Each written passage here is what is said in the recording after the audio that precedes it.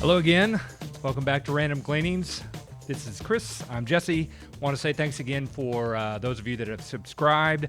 Maybe you've shared it. Either way, if you watch it, we appreciate that. Just want to keep putting out some good information. Chris, we got a big print on what the Fed raised the rate to. 75 basis points. 75 basis points. All the expectation until Monday was 50 basis points, and then a surprise came on Monday from a informer, I guess, if you will. The Wall Street Journal and the market puked at the end of the day Monday, leading into a Tuesday and Wednesday meeting. Jay Powell talked after they announced a 75 basis point increase, and he said, he basically said, and this is a paraphrase from the Wall Street Journal, but he basically said that a recession was preferable to inflation's getting out of control. Quote, "The worst mistake we could make would be to fail at reducing inflation, which is not an option. We have to restore price stability." That's tough. That is tough. And obviously what they were seeing was what we were talking about last week, the CPI report that came out after we had spoken in our last episode. And there was an upside surprise from 8.3 in April to an all-time high in this cycle to 8.6, which crested above the 8.5 in March. So let's break that down. First chart is April and May CPI side by side. Let's see. So food was up, right? Indeed. We all are familiar with the scoreboard that we pass on the road every day, and that scoreboard just keeps creeping higher, and that's reflected there in the energy prices. They say that there's some positive decrease in price on vehicles. That tends to make sense. People don't buy those every single year, and I think a lot of people bought those in the last couple of years, so maybe there's some slowing down of that. I mean, used cars make sense. New vehicles kind of make sense because of, chip shortages and whatever. We talked about shelter a while back. Let's look at housing starts, next chart. Meanwhile, there is data that's starting to really show slowing in a big way. So housing starts for May were estimated to be down 2 to 3%. They were down 14.5%. So, hey, look, fewer people are building homes all of a sudden. Builders aren't building homes either. Next chart, you're starting to see job claims sort of start to trend higher now. This is the last year. Basically, the purple line is month by month, week by week, but the orange line is a moving average. So if the purple line gets above the orange line, that starts to mean that we're going at a faster pace than at least the 1 month average is concerned. Next chart from our friend Liz Ann Saunders. She pointed out that the Philly Fed Index is in contraction for the first time really since COVID, kind of the epicenter of COVID. And our friend Willie at All Star Charts pointed out that aspects of that Philly Fed manufacturing activity index are at the lowest levels since 2008, and in one case, the Future New Orders Index, 1995, which is incidentally the last time the Fed had to get pretty aggressive from a tightening cycle.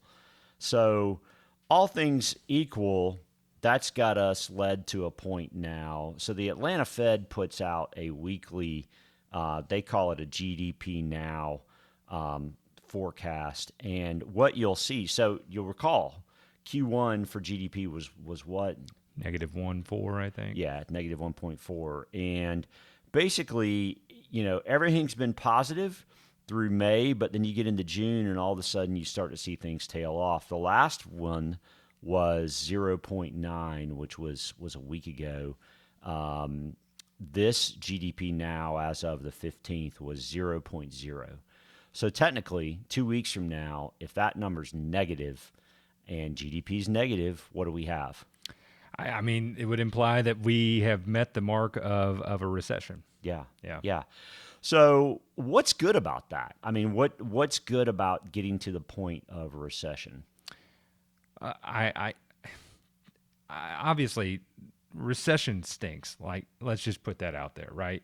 Because there will be some people that hurt in that, and all of us do. But from a market perspective, from an asset price perspective, the sooner that we can, you know, bottom out Right. from a recession, call it a recession, right? The sooner we can get back on the growth side. And the funny thing, and here's the key here, is that markets turn before the economy does. Yep. Right. And so if we're calling it a recession, it is likely that we are closer to the bottom on a market perspective than we are, even if economically things continue to get worse for a period of time. Yeah. We saw that happen in '09. Heck, I mean, it happened through 10, didn't it? It was.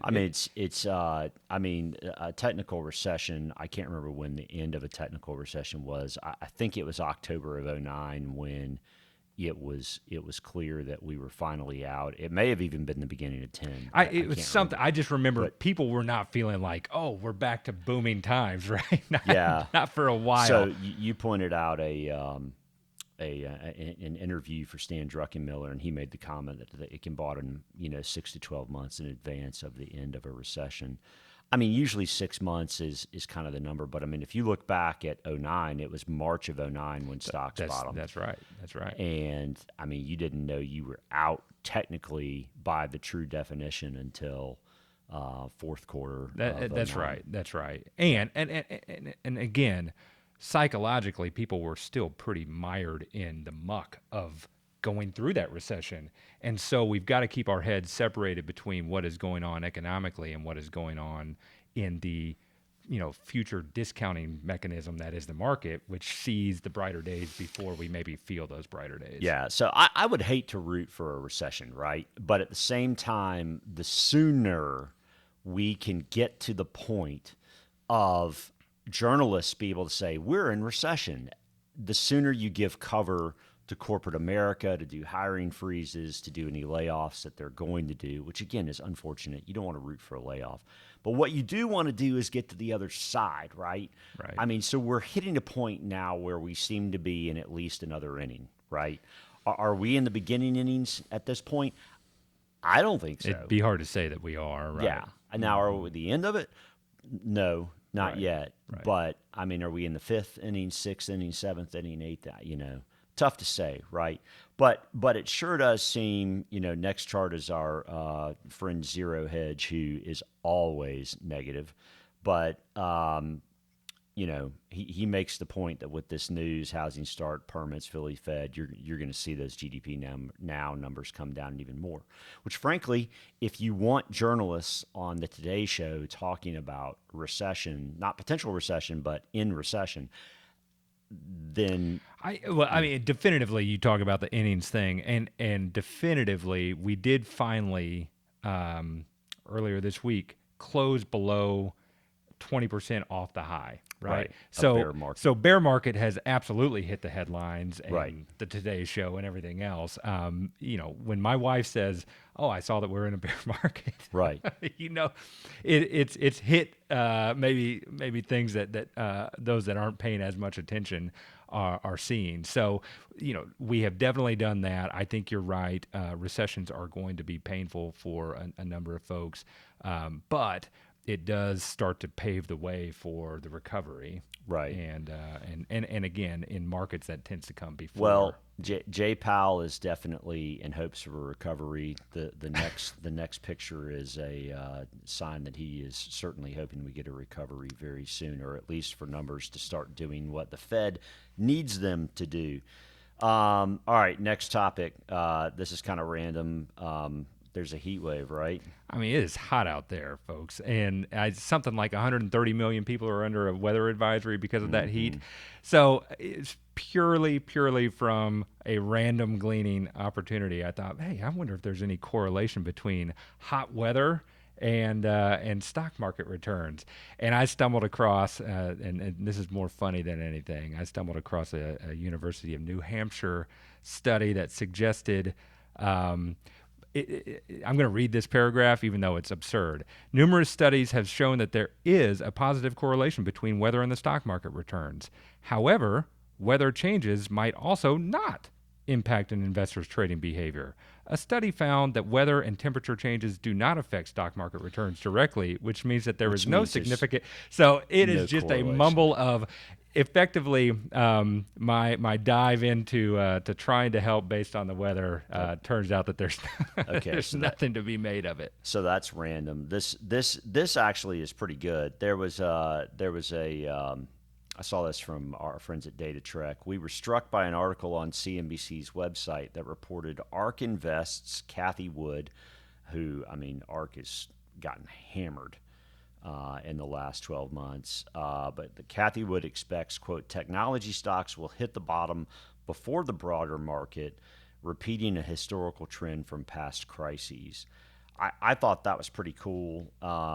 In fact, we went back just to see if what she was saying there was true. So next chart, this is the NASDAQ in purple versus the S&P at the end of the 2002 bear market. So basically, July 1st of 2002 through, call it June 30th of 2003.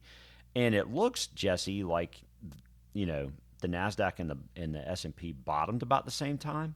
But then the S&P, or excuse me, the NASDAQ kind of took off from there relative to the S&P. So, in fact, tech did start outperforming before the broader market did. And then the same thing in 2009. I mean, it you know, everything bottomed in March of 2009, but then tech kind of took off and actually had a pretty substantial lead versus the S&P coming out of that time period in the second quarter.